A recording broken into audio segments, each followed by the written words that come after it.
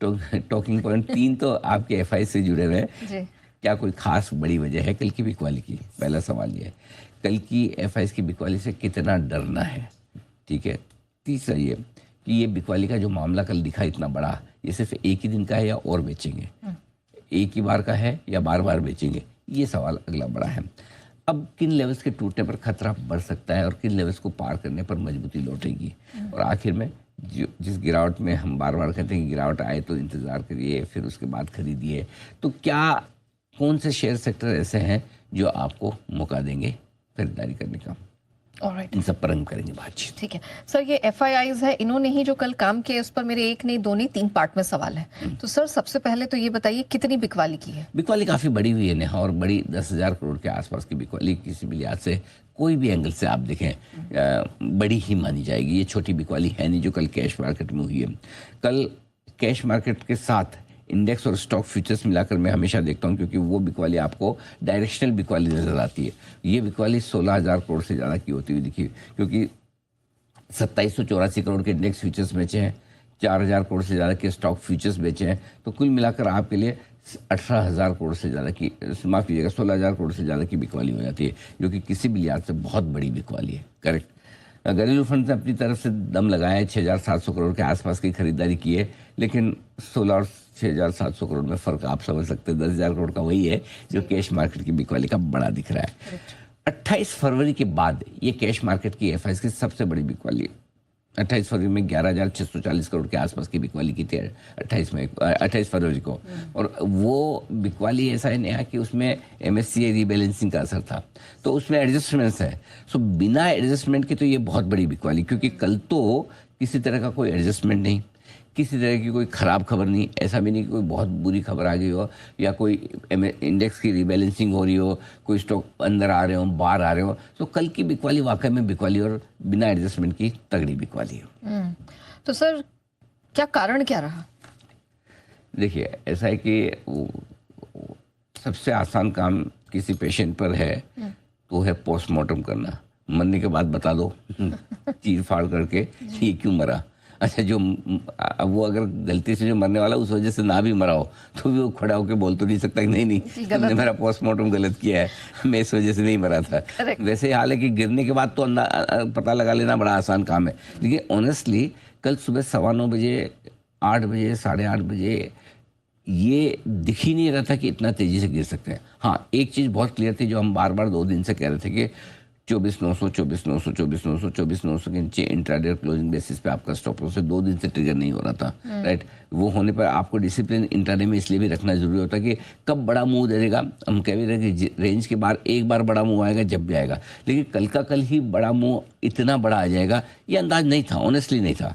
अब कारण आप ढूंढने जाएंगे और इतनी बड़ी बिकवाली हो, वैसे तो कोई खास वजह है नहीं, ऑनेस्टली कोई खास वजह नहीं है, कोई बड़ी वजह है नहीं, लेकिन फिर भी आप ढूंढने जाएंगे तो कुछ ना कुछ तो मिल ही जाएगा। और पीछे जाके देखेंगे तो कुछ ना कुछ आप कोरिलेट कर लेते हैं, और वो कोरिलेट करने के लिए आपको 3 कारण है कल गिरने के।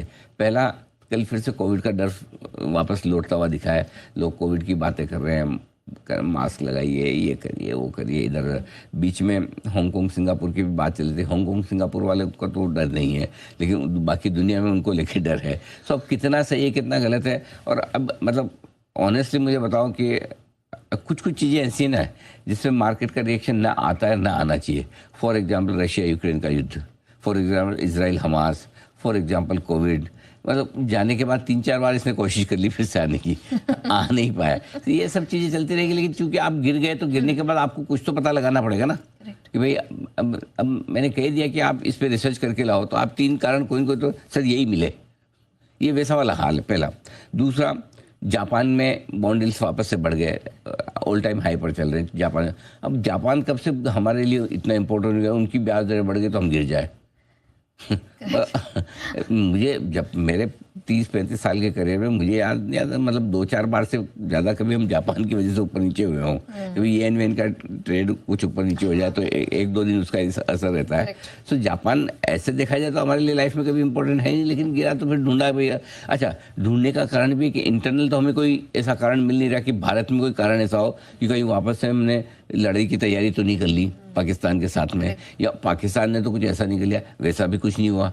कोई ऐसा रिजल्ट भी ख़राब नहीं आया। मॉनसून भी बेचारा समय से पहले ही आ रहा है ना, कल ही आ ही गया था अच्छे खासे आंधी तूफान के साथ। मतलब ऐसा ढूंढने जाओगे तो कारण कोई है नहीं। जब यहाँ नहीं मिले तो हम बाहर गए, बाहर देखा था हाँ कोविड आ सकता है, हाँ जापान में ब्याज दरें बढ़ रही है, फिर कुछ नहीं तो सबसे बढ़िया कारण जो आजकल बड़ा स्टैंडर्ड है जी, उस पर भरोसा करो हमेशा। क्या? मतलब वो ट्रम्प पे डाल दो सारा है ना, और कुछ ना मिले ट्रम्प जी, कि भाई ये आदमी अनप्रेडिक्टेबल है, कभी भी कुछ भी बोलता है, कुछ भी करता है, तो इसकी वजह से ग्लोबल मार्केट्स में थोड़ी अनसर्टेनिटी है। सो ऑनेस्टली मुझे पूछो ना, क्योंकि हमें एनालिसिस करना है, बैठना है, बताना है, बट ऑनेस्टली आप मुझे पूछोगे, मुझे इन तीनों कारणों में से कोई भी ऐसा कारण एक भी नहीं दिखता है जिसकी वजह से कल हमें रेंज को इस तरह से तोड़ के डे लो पे बंद होना चाहिए। इसका मतलब क्लियर कट है, बात तो कुछ और है। और वो बात ये हो सकती है कि कहीं किसी एफआई की तरफ से कोई रिडम्पशन आया हो, वो एक रीजन हो सकता है। तो इसीलिए मैं बता दूं कि कितना बड़ा डर है इसकी बिकवाली का, कि पहली चीज़ तो है कि हमेशा बड़ी बिकवाली हो तो आपको डरने से ज़्यादा सावधान रहना चाहिए। जी, सावधान क्यों रहना चाहिए कि क्या किसी एक आध दो चार एफआई के पास कोई बिकवाली का रिडम्पशन है और उस वजह से वो बेच गए तो ठीक है, या बाजार पे व्यू बदल गया, नहीं भी 25,000 बहुत हो गया। ओके, मेरे ख्याल से सपोज मुझे लगता है कि 25,000 बहुत हो गया, अब यहाँ से मार्केट की तेजी नहीं, फॉर एग्जाम्पल, भले ही सारे पॉजिटिव फैक्टर हो वो सब हो, तो जब आराम से आप धीरे धीरे बेचो ना, बिकता है ना, कल का कल ही तोड़ के बेचना है, जिस भाव में आए बेच दो। कौन ऐसा कौन करता है? ऐसा वही करता है जिसके रिडम्पशन प्रेशर आया हो, मुझे आज पैसा चाहिए, मुझे आज ही बेचना है, मैं कल परसों, मुझे कल किसी को देना है, परसों किसी को देना है। अगर कोई एफआई का रिडम्पशन है, आज रिक्वेस्ट आ गई और उनको 2 दिन बाद पेमेंट देना है तो देना है, तो फिर जो भाव बेचना है।